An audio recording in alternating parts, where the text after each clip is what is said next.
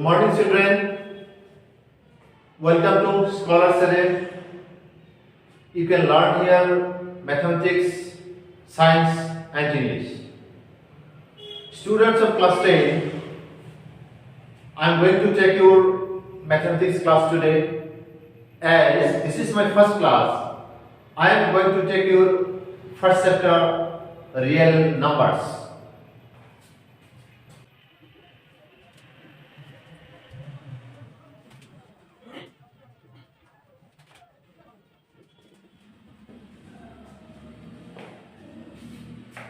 You know, from this chapter, 5 marks will come in your exam. 3 will be of very short type or MCQ, and 1 will be of 2 marks. Before going to this chapter, we need to know what is real number, what is rational number, what is irrational number. So I am going to discuss that one first.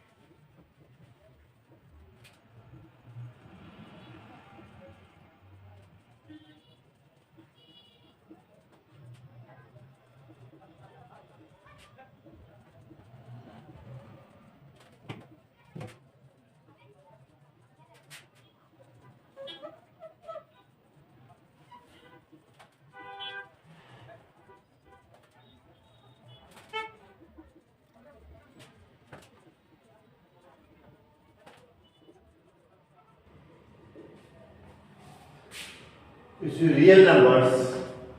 Real numbers are the rational number and irrational numbers together is known as real number. Now come to rational number. The numbers which can be expressed in the form of P by Q, where PQ are co-primes and Q not equal to 0 are known as a rational number. Why Q not equal to 0? Denominator must not be equal to 0. Why? Since if you write a by 0 or suppose 5 by 0, you will not get the answer. So this is not defined. Not defined. That is why denominator must not be equal to 0. So q not equal to 0 is written. Examples of rational number, all integers. As for example, -2, -1, 0, 1, 2, all of these are rational number. Why? Since suppose 2, because since 2 may be written as 2 by 1, so it is in the form of P by Q. That is why these are rational. Again, square root of perfect square, that is root over 1, root over 4, root over 9. Since root over 9 is 3, root over 4 is 2, root over 1 is 1. Again, these are integers. That is why square root of perfect squares are also a rational number. Number 3, terminating decimal. Suppose if you write 5.65, then also this is a rational number. Why? Since 5.65 may be written in the form of P by Q as 565 divided by 100. So this is a rational. Again, non-terminating but repeating, they are also rational number. Suppose 2.361, 361, 361, these are also a rational number. Now, what is irrational number? The number which cannot be expressed in the form of P by Q are known as irrational number. Perfect square of any number except square root of any number except perfect square are irrational number. Since root over 2, root over 3, we cannot get this fixed value. So these are irrational number. Also pi is an irrational number. Again, non-repeating, non-terminating and non-repeating. Non-terminating, repeating are the rational number, but terminating, non-repeating are irrational number. As for example, 2, 6, 1, 4, 5, 1, 3, 2. Nothing come repeating. That's why these are also known as irrational number. Now, if we want to know about real numbers in use chapter, 4 most important points are there. Important 4 points are: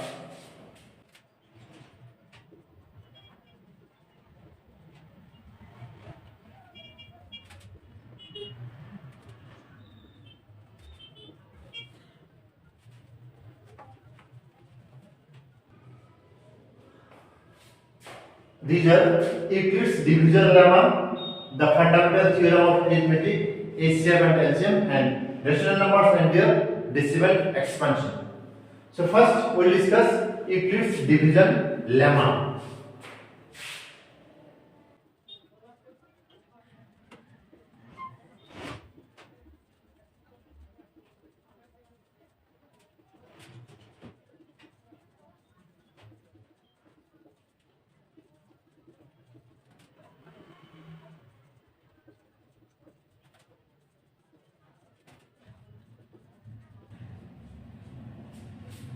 What is Euclid's division lemma?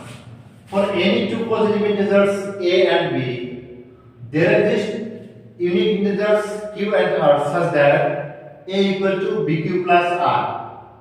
Condition is 0 less than or equal to r less than b. Where a denotes dividend, b divisor, q quotient, and r as remainder. Sometimes in MCQ, this question may come. Suppose in this condition, this may be given in your exam that the condition is 0 less than r less than b. Number 2, 0 less than r less than or equal to b. Number 3, 0 less than or equal to r less than b.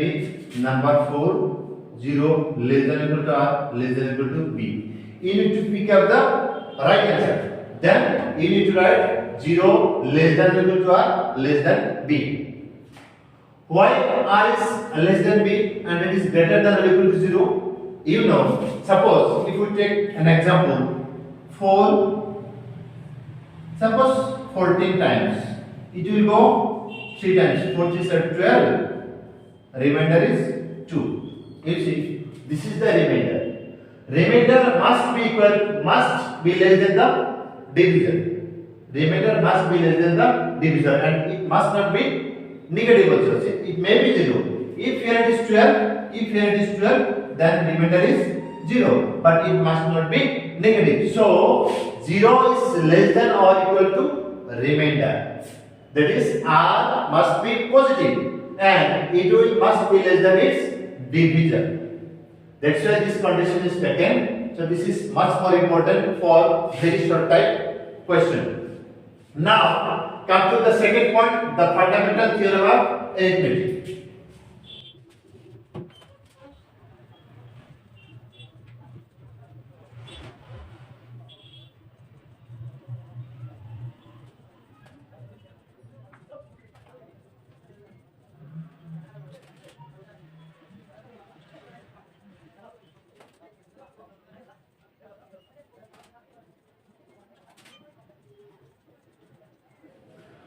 Fundamental theorem of arithmetic is every composite number can be expressed as the product of primes, and this factorization is unique apart from the order in which the prime factor occurs. As for example, if you take the composite number as 12, this may be written in this way: 2 into 3. How? 12, 2, 6, 2, 3. Or this may be written as 2 square into 3. That is, 12 is a composite number, but it is expressed as a product of prime. Here since 2 and 3, both of these are prime. And this may be written either 2 into 3 or 2 square into 3. In all cases, only 2 and 3 comes. So this order is unique. That is why this is saying that the order is unique. This factorization is unique. Except this 2 and 3, you will not get any other prime number. So this is also another important theorem, the fundamental theorem of arithmetic. This may come in your exam as very short fact question. Now, come to the third point, most important point, HCF and LCM. You know how to find HCF and LCM, but we are going to discuss a little bit.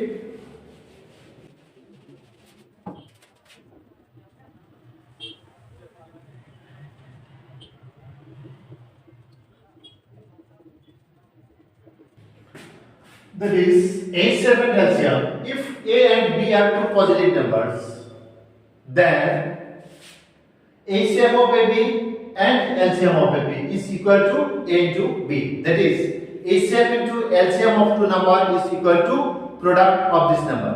Question may come from this idea. As for example, suppose 6 and 8. Yeah.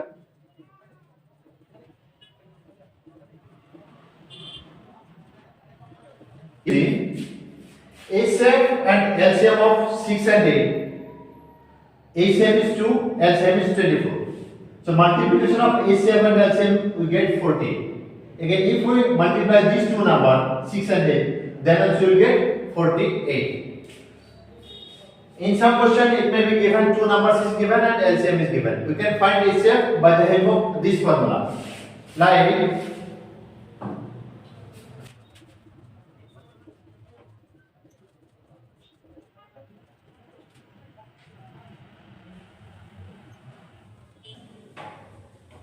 suppose HCF, we need to find HCF. Two numbers is given and LCM is given. We can use this formula. Again, for getting LCM, if these series are given, that is two numbers is given and HCF is given, then this is very easy if we use this formula. For getting one number, suppose HCF and LCM is given and one number is given, we need to find another number. Then another number will be HCF to LCM by the given number. So this is the best way for getting HCF and LCM. Now the last point is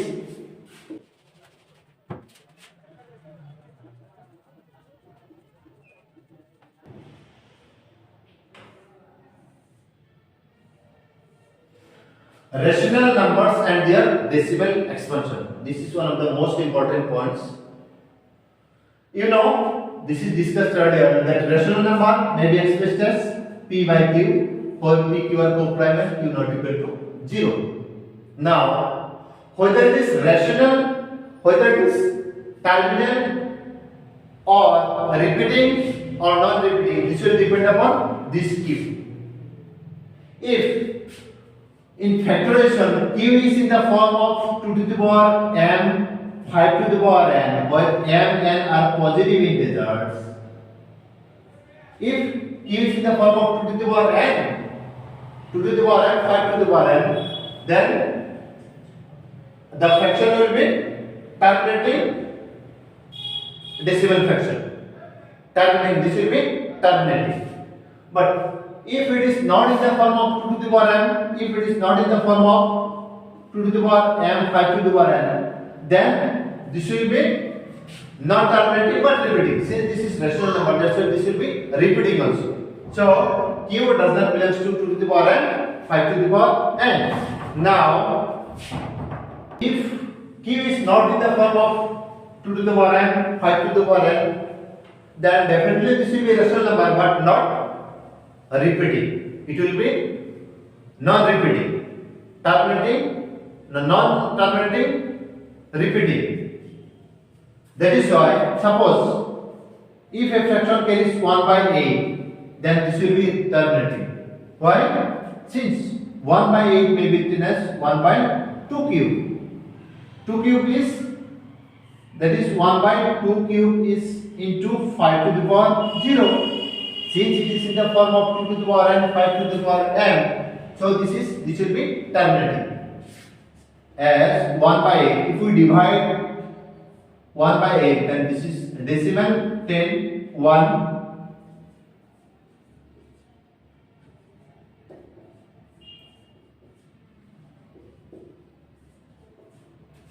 So 1 by 8 is equal to 0.125. So this is terminating decimal. But if it is not in the terminate if it is not in the form of 2 to the power and 5 to the power. As for example, if we take 1 by 6, this is 1 by 2 into 3. Here you see 3 comes. So this will never be terminated.